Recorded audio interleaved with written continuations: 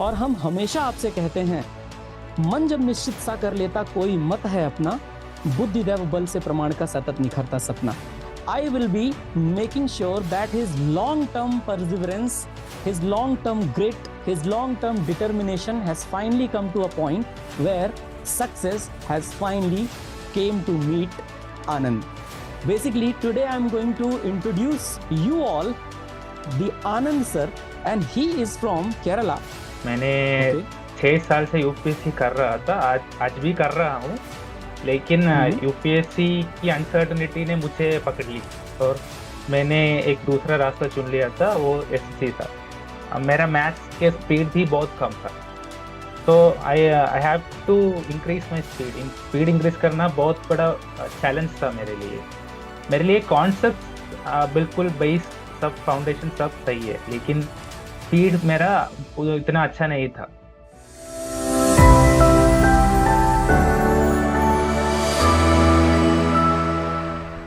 Hello, my dear students. Not many people come up to the contacts of mine who are really very, very inspiring. But when I get a chance to make you meet somebody from our south, and he is also very, very fluent in Hindi as well as in English, I will be making sure that his long-term perseverance, his long-term grit, his long-term determination has finally come to a point where success has finally came to meet Anand.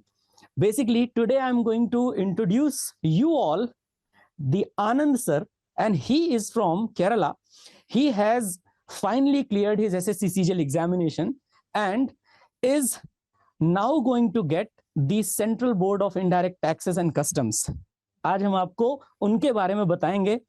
I'll be talking about his journey. I'll be talking about his family background, the moral support, how he managed himself to achieve this goal, and what were the hurdles he actually faced. Anand ji, welcome to Adda 24/7. Thank you. Okay, great.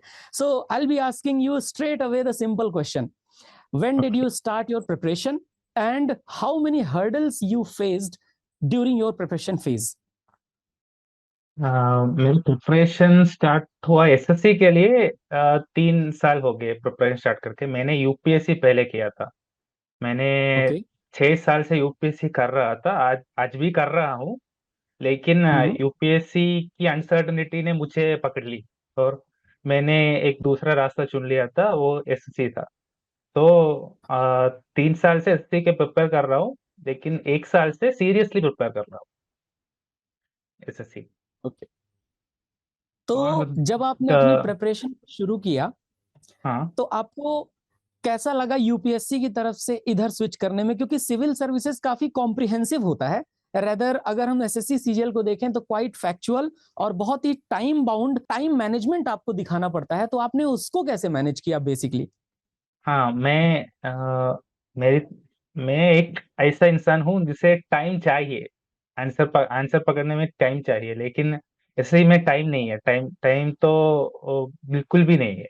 तो मेरा maths के speed भी बहुत कम था, तो I have to increase my speed increase करना बहुत बड़ा चैलेंज था मेरे लिए कॉन्सेप्ट बिल्कुल बेस सब फाउंडेशन सब सही है, लेकिन स्पीड मेरा इतना अच्छा नहीं था. इंग्लिश में इंग्लिश मीडियम स्कूल में पढ़ के इंग्लिश का बैकग्राउंड ठीक है, लेकिन मैथ्स और रीजनिंग वाला स्पीड मेरे पास नहीं था. इसके लिए मुझे बहुत सारी प्रैक्टिस करना पड़ा, और अड्डा अड्डा 247 की मॉक टेस्ट मुझे बहुत सही लगा इसमें, और उससे मेरा स्पीड एक्चुअली ठीक हुआ. स्पेशली टायर 1 में मैं सिर्फ अड्डा की ही मॉक लिया था, तो टायर 1 क्लियर हो भी गया. दोस्तों, मैं आप लोगों को ना यहाँ पे एक पॉइंट जरूर कहना चाहूंगा. अगर कभी कोई युद्ध में जा करके लड़ाई करना चाहता है, तो उस योद्धा को सबसे ज्यादा जरूरी चीज है प्रैक्टिस करना. The best way to keep peace is to be prepared for war. इसका मतलब अपने अंदर शांति बनाने का सबसे बढ़िया तरीका यह है कि सदैव युद्ध के लिए तत्पर रहो, और बिना तैयारी के कभी भी युद्ध नहीं हो सकता. आप कितनी ही किताबें पढ़ लें, लेकिन यदि आपने मॉक टेस्ट नहीं दिए, तो मॉक टेस्ट ना देने की स्थिति में फिर ऐसी कंडीशंस क्रिएट होती हैं कि हम टाइम मैनेज नहीं कर पाते। हमें ये नहीं पता चलता कि हम कौन से सब्जेक्ट को प्रायोरिटाइज करें, हमें ये नहीं पता चलता कि हमारी स्ट्रेंथ किस में है। हमने तो आराम से पढ़ा होता है अपना सब्जेक्ट, और उसी आराम में अगर 1 घंटे में 100 क्वेश्चंस करने गए टीयर 1 के, तो स्वाभाविक है कि पेपर छूट जाएगा। और जैसा लेवल आता है उस हिसाब से आपको 150 प्लस तो सिक्योर करने ही हैं, तब जा करके ये मान करके चलें कि हमारा जो टीयर 1 है वो क्वालिफाई होगा। क्या कहते हैं आनंद जी, मॉक टेस्ट की क्या अहमियत है, कितना जरूरी है मॉक टेस्ट? मॉक टेस्ट बहुत जरूरी है, आपकी स्पीड इंक्रीज करने के लिए मॉक टेस्ट बहुत जरूरी है। आपका इंग्लिश तो अच्छा होगा, लेकिन इंग्लिश आप 10 मिनट में कर लेंगे, लेकिन मैथ्स और रीजनिंग करने में बहुत टाइम लगेगा। स्पेशली अगर आपकी होल्ड नहीं है उस टाइप की क्वेश्चंस पे, जैसे एक ही तरह के क्वेश्चंस आस्क करते हैं, तो उसी टाइप की क्वेश्चंस को आपको बार बार दोहराना पड़ता है। उसके बाद आपका स्पीड अच्छा होगा, आपको क्वेश्चन देखते ही आंसर पता चलेगा, ऐसी क्वेश्चंस है। लेकिन उसको पकड़ने के लिए आपको प्रैक्टिस चाहिए, उसके बाद ही आपका स्पीड इंप्रूव होगा। क्वेश्चन सब बेसिक ही आता है, एक दो टफ क्वेश्चंस आता है, लेकिन वो टफ क्वेश्चंस को छोड़ के इजी क्वेश्चंस को पकड़ना और आ, आ, छट से आंसर पकड़ना, वो तो प्रैक्टिस से ही होता है। बिल्कुल। तो वैसे आप जब प्रिपरेशन कर रहे थे तो आपको जीएस वाले सब्जेक्ट्स उतने टफ नहीं लगे होंगे, बिकॉज आप यूपीएससी प्रिपेयर कर रहे थे ऑलरेडी। हाँ। लेकिन कुछ तो सब्जेक्ट्स ऐसे रहे होंगे ना जिनमें प्रॉब्लम आया होगा। जैसे सी सेट के लिए हम लोग मैथमेटिक्स पढ़ते जरूर हैं, लेकिन एसएससी सीजीएल का जो मैथमेटिक्स है और सी सेट का जो मैथमेटिक्स है, उसकी अप्रोच में तो ऑलमोस्ट धरती आसमान का अंतर है। आप उसको कैसे मैनेज करते थे? एक्चुअली मैथ्स में मैंने थोड़ा आगे पढ़ा था, बैंक बैंक की लेवल से पढ़ा था मैं मैथ्स के लिए। सो फाउंडेशन तो अच्छा लगा, लेकिन स्पीड उससे अच्छा नहीं, उतनी अच्छी नहीं थी। हम्म। उसके लिए प्रैक्टिस करना पड़ा, और एसएससी में पूछने वाले और बैंक में पूछने वाले सवाल में बहुत फर्क है। हम्म। तो क्वेश्चंस आप प्रीवियस ईयर लगा लो, प्रीवियस ईयर लगाने से आपको एक आइडिया होती है कैसे क्वेश्चंस पूछते हैं। उसके बाद आपको उस तरह के क्वेश्चंस पे प्रैक्टिस करनी चाहिए, जो मैंने किया, और उससे मेरा टायर 1 क्लियर हो गया। मुझे टायर 1 क्लियर करने में रीजनिंग ने बहुत हेल्प की, और साहिल सर का क्लास मैंने देखा था रीजनिंग के लिए, तो उससे बहुत हेल्प मिली रीजनिंग में टाइम बचाने के लिए। Okay, that's great Anand ji. तो वैसे आप प्रिपरेशन वहीं से करते थे, अपने घर से ही? हाँ, घर से ही करने के ओके, लिए घर दैट्स से वेरी ही। Good. Very good, very good. In fact आप इतनी अच्छी हिंदी बोल लेते हैं। केरला में तो वैसे जो लोग रहते हैं वो लोग हिंदी में कंफर्टेबल भी हैं, शायद वहाँ के बेसिक एजुकेशनल करिकुलम में हिंदी है भी। हाँ, है। और इसलिए वहाँ पर जो लोग हैं वो बहुत ही जल्दी फेमिलियर भी हो जाते हैं इस चीज़ से। ये मुझे बहुत अच्छी चीज़ लगती है। दक्षिण भारत में जब भी हम जाते हैं, और मजेदार बात भी कहते हैं लोग, जब दक्षिण भारतीयों को साउथ इंडियंस कहते हैं, तो मैं भी उसमें मजाक में एक बात कहता हूं कि they are not South Indians, they are Indians from South. हाँ, लाइक हाँ। I am Indian from mid of the India. तो that is how perspective change होता है। आनंद जी, आपसे बात करके मुझे तो बहुत अच्छा लग रहा है। आप बताइए कि जैसे आपकी जर्नी में आपके फैमिली में कौन सबसे ज्यादा आपको मोरल सपोर्ट देता था?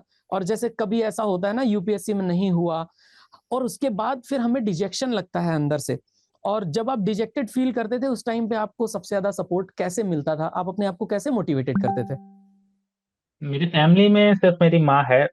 फादर का डेथ हुआ था 12 साल पहले, तो ओह। मदर ही था। तो मेरा स्ट्रेंथ भी मेरे माँ है। तो हम्म। माँ मुझे मोटिवेट करने के लिए खुद खुद ब खुद मुझे नीचे से उड़ाना पड़ता था। मैंने यूपीएससी की इंटरव्यू क्रैक नहीं कर पाया, तो उसका भी दुख से मैंने ऊपर उभर के वापस मेरा प्रिपरेशन शुरू किया था।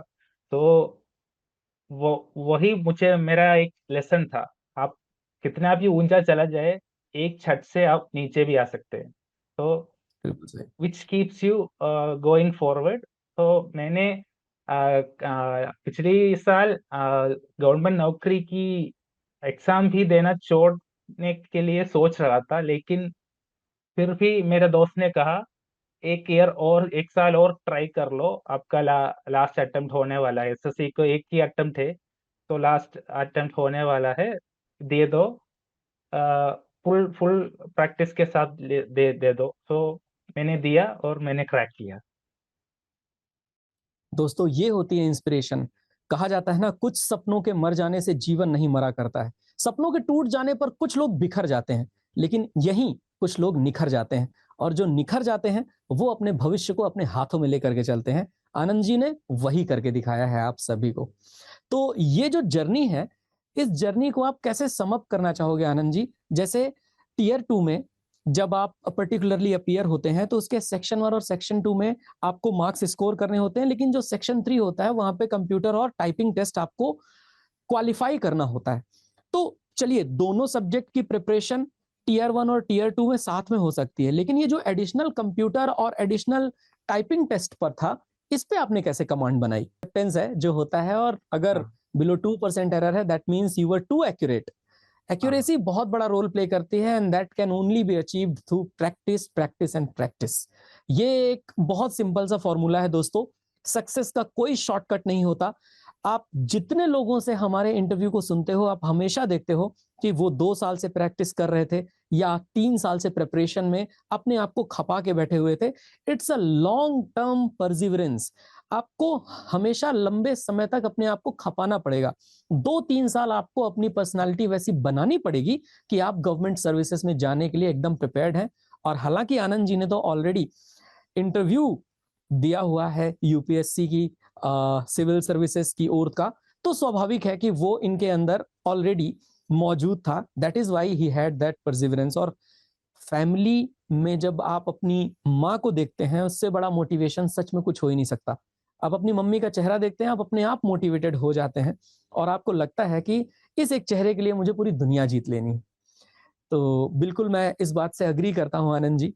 और कुछ आप अपनी जर्नी के बारे में बताना चाहें तो जरूर बताएं, ताकि हम उस पर भी आपको कुछ अपनी तरफ से कह पाएं या फिर आपको और कुछ बता पाएं। और कुछ बताने के लिए मैं अपने फेलो एस्पिरेंट्स से यही बताना चाहता हूँ, प्रैक्टिस कीजिए।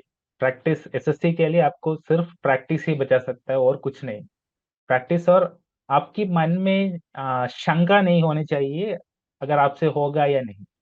आपको मेंस में ऐसे बैठना है, आपसे होगा। लेकिन मेंस आप कितना भी प्रैक्टिस कर लो, अगर आप टेंशन में हो ना, मेंस खराब हो जाएगी। तो टेंशन नहीं होना चाहिए। वो एग्जाम हॉल में आपको प्रेजेंस ऑफ माइंड बहुत ज्यादा जरूरत है, क्योंकि आपको टाइम कम है। उस टाइम में आपको एक्यूरेसी भी मेंटेन करना है। सो एक्यूरेसी मेंटेन करने के लिए आपको प्रेजेंस ऑफ माइंड बहुत जरूरी है। टेंशन मत होना, प्रैक्टिस करना, और उसी प्रैक्टिस में आप जो करते हो वही आपको एग्जाम में ही हेल्प करेगा। गलतियां दोहराना मत।